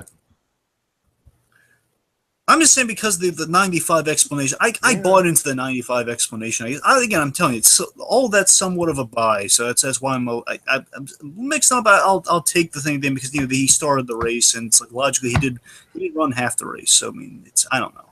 All right. Any other pros? Otherwise, you have to take the full law. They have to take everything away from them. That's the thing. Uh-huh. All right. Let's move forward again. All chaos here. So. Of course, the locations and the technology, which you mentioned, the animation on the old footage, because again, it wasn't black and white, but my God, the grain on the old footage for the flashbacks and all the dot cuts and stuff, I was in love with. Sure. Of course, grainy Pixar footage, Dragon. Mm-hmm. We love it. Yep, I already mentioned the uneasy discovery that McQueen's still not fast enough. Again, great arc for McQueen. It can become the new Doc Hudson, as I've always wanted to see. Dragon, what I was talking about with the world building, let's get back to that just a little bit really quickly. I really do think the world building, like, they expanded on the small town element, but they did so with other towns like Thunder Hollow and Thomasville. Mm-hmm. And I like that. It's like those towns are other sort of like Radiator Springs-esque towns. Yes. Whereas Cars 2 is just more kind of like globetrotting to like Paris and Italy and whatnot. Anyways, go ahead. Just to hit some cons here because again, I'm really talking up the stuff. Mm-hmm. Here's something, and this is an interesting con. I can sense in the film, and this comes across in many places. I can sense the fear and hesitation with Mater, and it's not just Mater. I'm saying with elements in the film, Mater is being kind of the most glaring, which is it's a little noticeable. Especially, I can feel the fear of them like trying not to do another Cars 2 in places. That's why the Mater thing is so apparent. And I wonder if I'm wondering if that's a con, but at the same time, it's just the fact that it's kind of apparent. Also, just with the plot, and that it's very kind of a simplistic plot. They want to complicate things. And that feels like they're holding back a little. I hear you. Like it could have been more cerebral than it was. You know what I mean? And I feel they're playing it safe because they were afraid of maybe kind of going down it. The last time they were a little ambitious with Cars, it kind of backfired. You see what I'm saying? Oh, yes, it did. Yeah. Again, let's not pile on. I'm just pointing it out. No, but I do see what you're saying. Yeah. Yeah.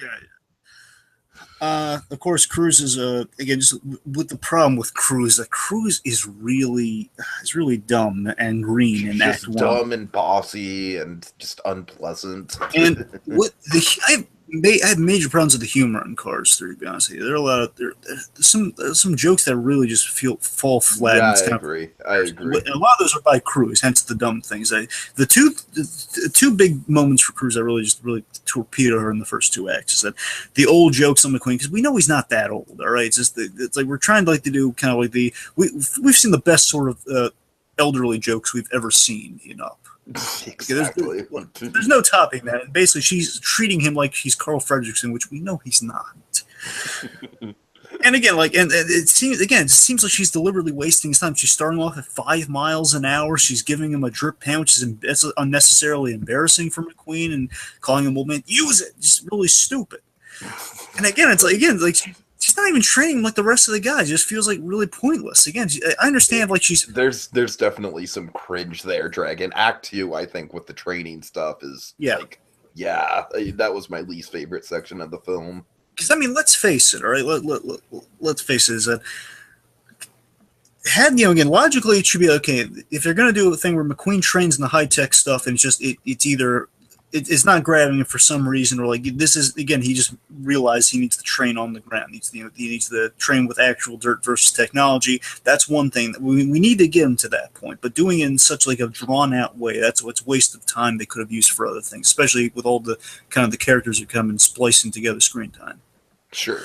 And the other thing in Cruise was she had a really stupid one I really can't abide by with the whole demolition derby bit where at the end, this is my problem with the demolition derby bit, is that it's a little conventional because we end the exact way. It's like, oh, okay, then McQueen's going to get exposed, and we do that through the dumbest way possible. Cruise just can't stop, and she hits upon this water, like the water tank almost crashes into her, and like it we know what's coming. That to me is the most predictable part of the entire film.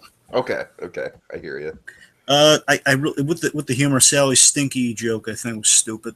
Yeah, that was dumb. And again, these are the moments like that's a scene where Sally should just be pointing like she's looking at the monster movie lighting. Okay, that's good for Sally, but again, like that and the lawyer stuff, that's good for Sally. But it's like her just like making these like a running joke of like, hey, Stinky's like. You're supposed to, the man crashed and he's going through his mentor's experience. He almost died. A little sympathy. I know it's been months and okay, call him on it, but ease him out of it. Don't mock him like that. I hear you. What's wrong with you? Read a page from Kim Wexler's book. Okay. Sarcasm with love. All right. We went through the switch. It's a buy. Oh, yeah. Now this is an important one too. We gotta cover real quick before we move on. Last thing. I tell you, Tiki, every time I hear people talking about their theater experience with it, and this is my theater experience with them the first time, I'm convinced of this, Tiki. I'm really hoping that on the rewatch I'm convinced of this. But this definitely is not a film for young kids. Yeah, I can see that. Yeah. I don't mean because of the darkness. I mean literally, it's just it can't hold their attention. This is a film. This is a film that their target demographic. This is for their own redemption. Of like anyone who didn't like Cars 2, we're going to try to win them over. And that is so true. So this is a film for basically like it can be for like 10 years. I think 10 years old onwards. Like it's not for young kids. No. Fuck all the young. No. It's for a bunch of millennial 20-something-year-old douchebags like us who like just want to have our cake and eat it too when it comes to Pixar and can't be satisfied. I'm sorry, I'm being self-deprecating, but I'm saying yes. Technically, that's kind of that's the mean way of putting it. Yes, that's the mean way of putting it. That's the like directly like deep down. That's the target. That's the target audience. I'm saying broadly. I'm saying who I could imagine like a young like teenage between maybe teenage kid onward. Sort of like how I appreciated the original Cars and kind of a mature level as a high school freshman back in the day. Yeah, but still, I see young, but like there were like really young kids in the theater who just here's the thing, it wasn't that they were scared or anything. It was they were not focused on the movie at all. Because again, I understand how. Because again, like there's not really anything kind of. It's not again. Of course, the big comparison for recently is that Cat in Underpants. I'm sure would keep their attention a lot more than Cars. God, yes. Because again, Cars 3 is like we're cerebrally trying to end it here. We're trying to. We're trying to have like a poignant ending. We're kind of paralleling some stuff here. Like, that's going to go over like a little kid's head easily. I can see. The only thing that again, it is very much like a young kid's going to take it away from like, ooh, shiny new cars. Oh, I'm sorry, that's the truth. Like, ooh, shiny new. Like, I want I want Jackson Storm. You see, it is a difficult name. No, it's not. It's not a difficult name. I was thinking Johnny Storm for a second. Anyways. Right. And also, of course, it was surpassed by the short. The short was fantastic. So again, the cons. Yeah, just really quick. I'm sorry we kind of buried the lead on the short, but yeah, the short is amazing. We're going to do a full, thing covering the short. So yeah. Okay, Dragon. Let's get into my favorite moments, and then you'll quickly do your favorite moments. We can wrap up and get out of here. So, Okay. That. Okay, so let's kind of go chronological here. I really like the moment on the beach, Dragon, and this is honestly like, this was the moment where I started to warm up to Cruz, and then the moment that we were talking about with, with the family thing was when I sort of was fully on Cruz's side. And Dragon, honest to God, I just love this moment because of the animation and the the photorealistic water and the music. I just think it's edited really well and it looks really good and it shows the passage of time. I don't have much to say about it. Just like it's a really good training montage, and I kind of like this is the start of Lightning sort of passing the torch on to Cruz, even though he doesn't even realize he's doing it yet. Yeah. He's sort of teaching Cruz how to drive on the water or drive on the sand. As I said, I like it more for the technical element of it. Like Pixar just does water really well, and I really like looking at Pixar water.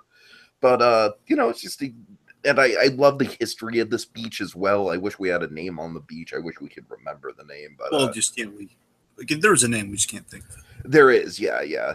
But I like how it's like, again, it's like one of those things, and I feel like all the moments I have kind of have it in common, where there's a sense of history to all my moments. Yeah, because remember, the reason for that sense of history, these are all locations that Doc Hudson had driven on. Sure. Okay, now Thunder Hollow, let's talk about this. I really like the demolition derby element to it, Dragon. I'm not going to get into full Cars Land speculation here, but all I'll say is that if they did have an expansion to Cars Land based on Cars 3, I would want it to be Thunder Hollow. I would really like a demolition derby ride. I think that'd be a lot of fun. Honestly, I don't think you should hold your breath on that one, because again, it's a little too negative. Like, hey, cars smashing into each other. I don't know. And they're all sentient and living beings. They're smashing into each other. It's like, hey. You don't want to see a Miss Fritter animatronic? I want to see that, yes. I'm just saying, as long as it doesn't go exactly like demolition, as long as that's not like a bumper car trashing or something. I don't know. Well, I don't know. I'm picturing like something in between like Mystic Manor and bumper cars, to be honest. You like trackless. But anyways, I'm getting off track. Oh, but also Pizza Plant Truck was in this scene. It was brutally murdered, but it was in this. Yes, it was. Murdered, but it was. I'm going to hope it wasn't murdered. I'm just going to say it was brutally beaten. Dragon, that is another. It also A113 was the darkest Pizza Plant thing we've ever had. It is. A113 was like right there, right centered, like on. That was a door. That's kind of. I'm on the side of a door, like the actual A113, which is nice. It's a fancy sliding door. Yeah. I like how the Easter eggs were very noticeable in this movie, like the Pizza Planet truck and the A113. God, it's like the rocket literally flew off as a souvenir, like catching it's like catching us like a oh man, like a tooth or something from a box. Oh god. Okay, I don't know. Like Dragon, there are flaws with the scene. I'll admit the ending was a little obnoxious with Cruz, but as I said, I just thought it was a lot of fun to have the demolition derby. It was something different in the Cars universe. Also, Dragon. Well, hold on, I'll get into it. Just going back to this original image here, I really, really love all the stuff with Smokey and. Oh God, I'm sorry. What's the name of the town? Thomasville, right? Yes, Thomasville. Yeah, I really love the moment where first of all, I like Lightning. Definitely my favorite of the locations, Thomasville. Yeah, I like Lightning being like, I don't know that I don't know that Smokey's going to be there. I don't even know if he's alive, but he just has to do it for himself. It's like a personal journey of his. And Cruz is constantly. I'm sorry. Please go on. Yeah, as I said, I love the look of like the abandoned bleachers and everything and the old dusty racetrack, and then Smokey making his appearance. And my two favorite moments, Dragon, two other famous moments, favorite moments, really quick. I really like the look for the gap thing with the tractors. That was a fun way to get the tractors back in it. Mm-hmm. And also a fun kind of racing analogy. Like I could totally like see it applying, like it was very it was a little forced though when all the cars on the actual race turned into the tractors. That was a little much. I kind of like that. You gotta admit, that was a I little... didn't mind that. I'm not saying it was bad, I'm just saying it was a little much. I didn't mind it. I thought it was funny. Can't we just have to call back to, again, yeah, we had that scene with the tractors, and like she can remember that. No, we have to really show it through her eyes what she's saying. Okay, and then finally, Dragon, I love that little kid, who at the beginning of the movie, he's totally a huge fan of Lightning McQueen. He's like, Lightning McQueen! And then at the end of it, he's just like, Cruz Ramirez! That's just a fun little bookends to the movie. Okay, go ahead. What are your favorite moments? Just real quick with the Cruz thing, and she has like one of her again.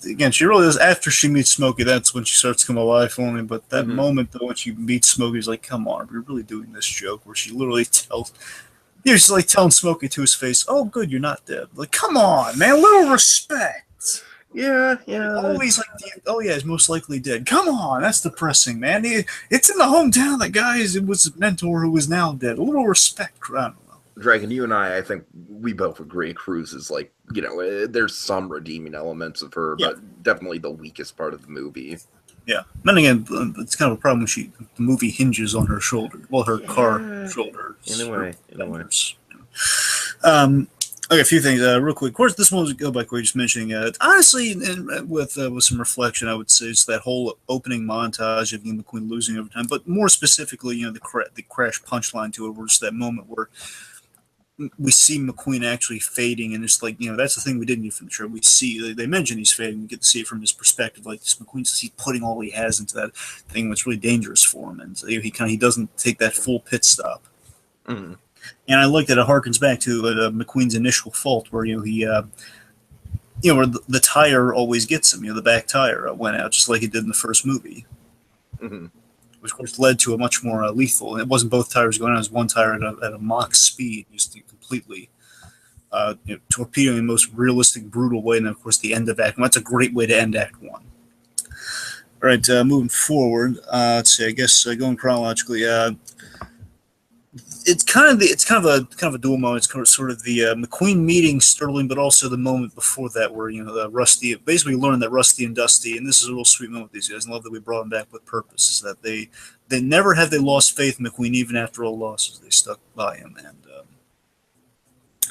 and it's a really kind of heartfelt goodbye. Just like them saying, "Well, we gave him what." It's a very kind of perennial thing, sort of that whole we couldn't give you what you needed. The high tech simulator and everything. Sure. So we sold the company to Sterling here. For the Rusty's, I like that's still called Rusty's. The Rusty's Racing Center, which is nice. Unfortunately, I kind of got to call back real quick that I think Sterling really overreacted. When McQueen crashed through the simulator, we really didn't need that moment. Yeah, I agree. Because again, my issue with that is that with when McQueen crashed through the thing, it just through such inept circumstances. I wish it was like he actually got on a simulator, he underperformed, then Sterling just told him what he told him. I just wish we did that instead of like, it's like, you broke the fancy machinery, Lightning. That's how much we paid for that. It seems it doesn't read like that. It reads directly because right after that scene, then Sterling tells him we were going to Plan B. It just feels like, well, no, that was a mishap, and then you're going to the nuclear option, Sterling. What the heck? Anyway, going to a positive thing with Sterling. So the main crux I'm going for is I love the when he meets Sterling, and Sterling ingratiates himself. And this is kind of Nathan Fillion as most likable, and he's just like he's showing the museum. He's got. As I said, he's kind of like Lotso light. Yeah, you're right. He's kind of look how awesome this place is. Yeah, and again, it's like a lot of references. Love him kind of walking him through the little collection he's got. A little museum of the dirt in the jars. I mean, that to me, I like that set. I love the dirt in the jars. Yeah, that's a great idea. And here's the thing, I could totally see that being in a queue for a Cars Land ride. Yeah, absolutely. Again, just all that stuff. And that to me, I like that setting up kind of our locations. Like if we're gonna do this, at least we set it up there. Like, okay, there's some Doc Hudson and all this. Right. Again, speaking of Doc Hudson, get to my last two moments here. So I love that anytime we see McQueen being shown footage of Doc Hudson, mainly if I had to pick one, because first of all, just seeing it all and again, him with like in all his glory. Just honestly, seeing Doc Hudson, again, it was a complete surprise that we're going to see Doc Hudson as much as we did, and hearing him speak nonetheless. New Yeah, lines. like we knew he was going to show up, but I assumed it was going to be like, like one scene. You know what I mean? Yeah, like, when we saw McQueen going over the crash footage, I think, okay, well, that's logical. That's us seeing the thing, and later on, just seeing him when he recreated the moment, and he echoing that one of my honestly, it's my favorite moment from the first Cars movie. We had that in the movie where he tells him I had a lot left in me. Yeah, I agree. That was a fantastic moment. And the fact that they recreated it in the new animation and everything. Just the point is, all that. Anytime we saw Doc Hudson, the old footage was great. The best one for me probably being when he does the flip where he's pushed against a wall and maybe he kind of flips over, and Cruz does that move later on. Mm-hmm, mm-hmm. But setting that up was really good. And of course, just doing this for Smokey. But my main point is Smokey shows him that footage, and we get the really poignant moment. And for me, the best moment in Cars 3, I'm going to say, obviously, for me, absolutely the best moment in Cars 3, is the moment where we really hit upon Smokey knows that he's going with Lightning, and he says, they walk out. They don't walk out. Sorry, they drive outside the bar, the diner or the bar, whatever. They drive outside, and they say, "This is what are you here for?" He says, "Yeah, I'm here, the train for races." That's not why you're here, is it? Like, what's the real reason? And basically, what this builds to is a Smokey, basically, Lightning revealing he hardly knew Doc, and basically, like after McQueen airing out his arc in that, hey, I'm the same exact position as Doc Hudson's in, and I know after Doc got out of racing, while he did start in Route 66, he was really miserable. You don't know how miserable he was. And then Smokey just kind of stops in his tracks. Miserable, huh? You think he's miserable? He says, let me come out here. Let me show you something. He goes in this little room here, and he kind of unveils this wall full of letters and thoughts. Oh my God. He reveals, and this is like a fun little reveal for Lightning. It's just what his arc needs. And basically, this is hitting upon the heart of the film that, again, he was more father than mentor to Lightning. It's kind of what Lightning deep down is his arc throughout this whole film. It's kind of realizing how much Doc meant to him. That it's not racing. He's chasing kind of that. He's chasing Hudson in this movie in many respects. Mm-hmm. And it's that reveal, and this like something blows Lightning's mind, blows us the audience mind, that after, oh God, it's such a beautiful moment where on the wall we see these photographs and these letters. How cars write letters, that's not important. The point is, again, they type it up, but I don't know. Whatever. But seriously, this beautiful it's a John Lasseter, like, we don't care. Yeah. But seriously, this whole wall full of letters and photos of Doc and Lightning driving, and all like the news clippings of Lightning winning the Piston Cups, and maybe winning some Piston Cups, but it's the point, like all moment. Lightning, it really is. And Smokey telling him that ever since Lightning came into his life, that that's when he started writing him again. That's when he started basically every what was in every letter. He mentioned every letter. You. Mm-hmm. Oh God, there's Lightning hearing that. It's like the ultimate confidence booster. Just, oh my God, hearing that Lightning brought Doc Hudson out of his funk after the crash. Mm-hmm. And again, I like how symbolic, like thematically we're setting some stuff up here. That again, Cruz. That's the path. We're setting up the path Lightning's going to take, where Cruz is going to be under his wing. See, to me, that's the reason I love this movie too. That's the less obvious way. That's the natural way of setting up the Cruz thing versus in that beach scene you were mentioning, Tiki, where it's like, hey, constantly Lightning has to teach Cruz how to drive in the sand, because that was a great moment, but we kept doing it over and over again because you still had like I said, I blatantly admit the reason I love that moment is just for the animation and the animation alone. Yeah, it's like it's the one thing. Okay, nice that we're kind of we're suggesting that maybe she's going to learn from McQueen, not and say, but because we do it so often in that scene, okay, well obviously we know where we're going with that. Uh-huh. Yeah, this is like such a natural, beautiful way of setting up. It's just like real quick, basically the payoff of all the Hudson stuff is that at the end, after winning the race, Dynaco, Lightning McQueen gets what he thought he wanted in the first Cars movie. He is now kind of sponsored by Dynaco, and he didn't need it. It's not a point where he didn't need it, but it's just the fact that Cruz is actually sponsored by Dynaco. And I love how we work in the blue dinosaur on the yellow backing on her on the. Dragon, I hate to go down this road, but I honestly think the Dynaco thing is like the biggest supporter of the Pixar theory. Yeah. I really hate to go down that road, but it's just Dinoco exists in both the Cars universe and the Toy Story universe. It's like, come on. Anyways, I'm sorry. Go ahead. Anyway, just the fact, she has this really great paint jobs, and with the animation, of course, all the new paint jobs in the cars, and there's a great sheen to it all. And like, she has a really classy kind of Dynaco logo on her, and she has Doc Hudson's number 51. That's such a great little sign. Passing of the torch there, and then we see lightning. I was unsure how I felt about this for a millisecond. I realized, oh my god, he's become Doc Hudson. It's perfect. I think it's perfect. And again, it's everything I want in the Cars in the Cars 3 embodied to the ending. It's like, yeah, to me, it was like, this is the way. Yeah, they ended it just right here. He is the fabulous Lightning McQueen. A little silly, but I don't care. So yeah, it's the last one. We don't care. He's it's that, and then him driving, and we put the photo on the wall. Why is there a wall there? We don't care. It's just it's on the wall. They mirror each other, and Lightning has become Doc, and it's like put literally side to side. That's a nice moment there. It's really, again, those to me, those are the moments I embody Cars 3 from. Those are the 3 great moments of Cars 3.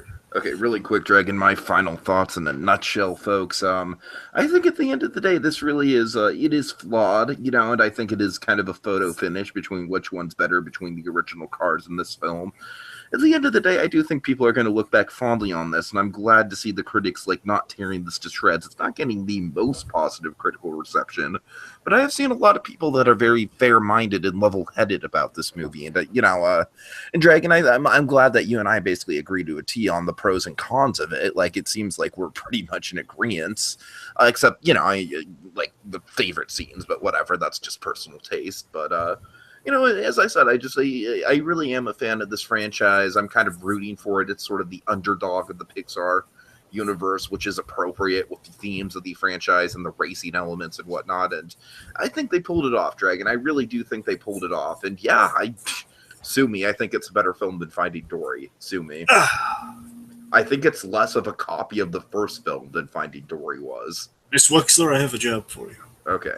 Go ahead. Final thoughts. So I thought it was solid, not great, but good. Okay. It's a fitting end, and again, basically the best thing, I say solid because it feels like, I really hope this is the ending for Cars. I hope they don't kind of push past this, because then it's going to feel forced. But Except for shorts. I would be down for shorts. Oh yeah, sure, anytime, man, shorts, yeah. Yeah. And I told you, the Mater stuff has always been good in shorts, and just Mater, Luigi and Guido, Fillmore, and Sarge. Yeah, sure. Yeah. Again, the Cars universe is really, again, seeing more of those guys in shorts. Mm-hmm. Again, Cars Land, that's a big take with these characters. Kind of they're fun to see. I love Cars Land. I know you do. Anyway, so the point is, this is solid. I walked out of it feeling I was hoping at the very least I was going to walk out of it being a solid film, not being a disappointment in any way. It was a fitting end with some impressive concepts. Just think the execution could have been refined, but again, on the whole, really, it's good. It's solid. Again, the fact that we got Doc Hudson there and they made it work, is that to me is like, oh my god. So that to me just makes it a good film. If I had to compare it to the first one, I don't know. You're right. It's a photo finish, but I mean, I think the one has less problems than this, but still, it's the emotion of this one really kind of drives home. Yeah. Okay, folks, so like I said, we are going to do an extra podcast just because we really do, Dragon and I are in agreement on Lou, too. Dragon, you and I were really, really blown away by Lou, the short film before Cars 3. So we're going to do an in-depth discussion on that pretty soon. And in the meantime, folks, don't forget to go to Rusty's for all your discount mud flaps. That's Rusty's, Rusteeze, Rusty's Motor Oil. Oh, yeah. Classy Binks.